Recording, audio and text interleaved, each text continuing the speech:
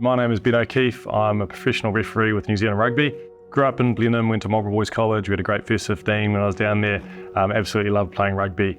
And then watched my dad, who was actually a referee as well. He would referee in the afternoons.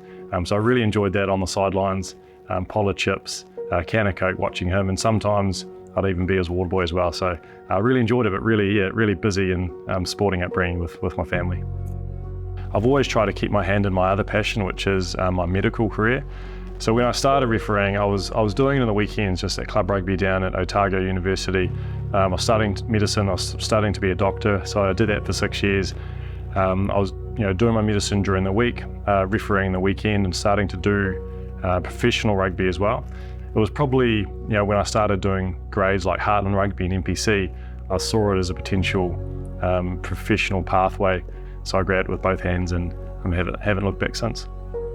So mental health and mental well-being for me, it's all about positivity, change, adaptability, and knowing that, okay, look, my mental health, my mental well-being at the moment is a little bit off of where I normally want it to be.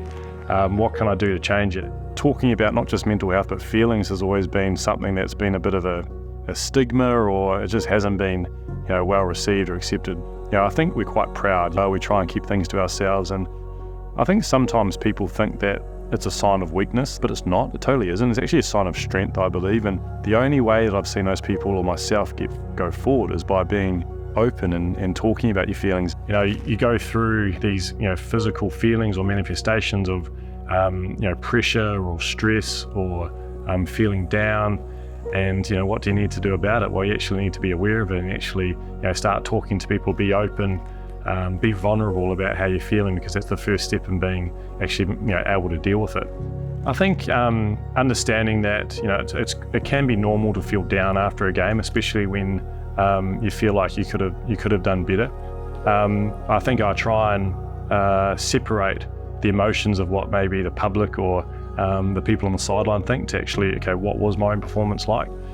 I try and notice what's going on in my body and what's going on in my mind, how I'm feeling after a game, or especially when I'm reviewing it, and understanding that feeling of disappointment, that cloudiness, that feeling where I could have done better is a normal part of the positivity around what you're trying to achieve in a game, because you want to be doing a really good job. So I think noticing that you can feel that way, and then expecting that you can feel that way potentially after games as well, and then just working out some tools after that to be able to deal with it. And I think the first thing is accepting, understanding that this may happen or this is happening in that moment, and then what am I going to do after that?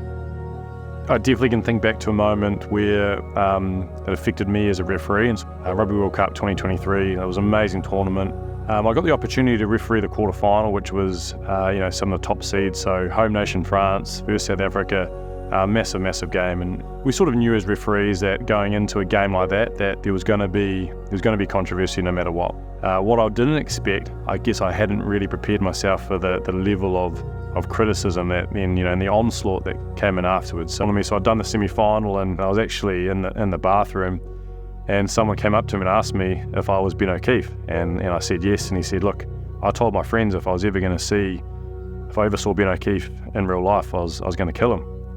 And so I was in a corner of this bathroom, cornered by this person and 3 other people, and I basically just got out of there. Those sort of moments really affected my mental well-being and my mental health. I started questioning myself again. What I did is I went back to my processes around how would I deal with it, and it came down to being vulnerable, being open, telling my referee colleagues how I was feeling, telling my friends and family how I was feeling.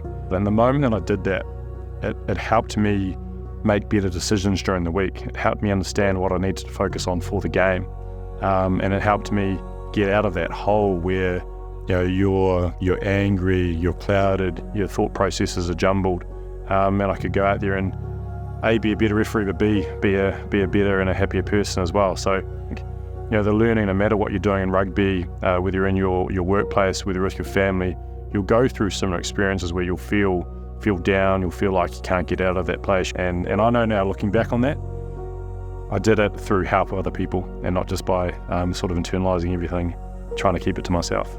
We all have shared experiences, similar experiences, and I think going through it and understanding that you're not alone when you go through experiences whether you're on the rugby field or in life as well, is really cool, because then you start thinking, oh great, there's actually some really good resources out there. If all I need to do is open up and talk to them about it, and then you actually see that you're not alone in terms of some of the good times and the tough times that you go through.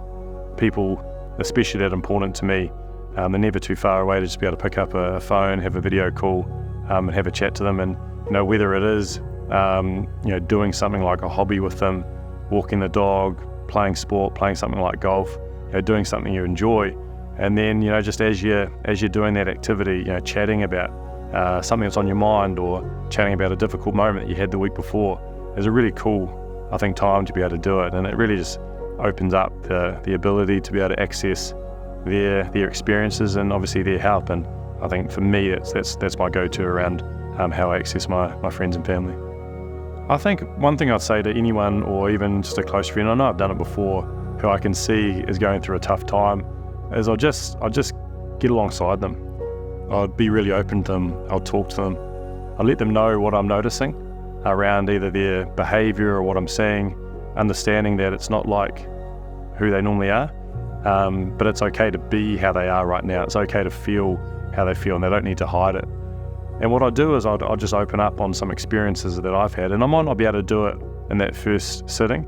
It may take a few days or a few weeks, but I'll continually, slowly just check in on that person and just keep talking to them about how I feel, how I want them to feel, and how we can do things together to get them back into a really good space.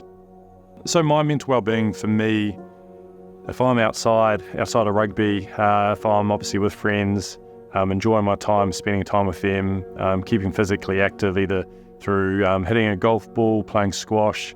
I love getting a good sweat up, and obviously being able to think about anything that's been going on during the week.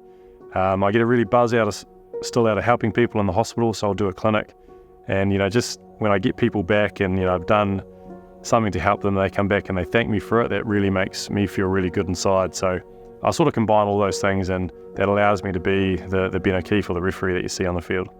One thing that I use is just sort of some keywords, and I've got engraved in my whistle, and it's called trust and enjoy. Trust the decision that you made, trust that you're going to make really good decisions in the game, and trust that you're the best referee out there for this job at the moment. If you're ever needing to trust yourself, you've got to enjoy yourself too. So, I always try and remind myself that it's such a privilege to be out on the rugby field refereeing, this game that we love. It allows me to move on, allows me to smile, and enjoy the rest of the 79 minutes or the 5 minutes that are left in the game.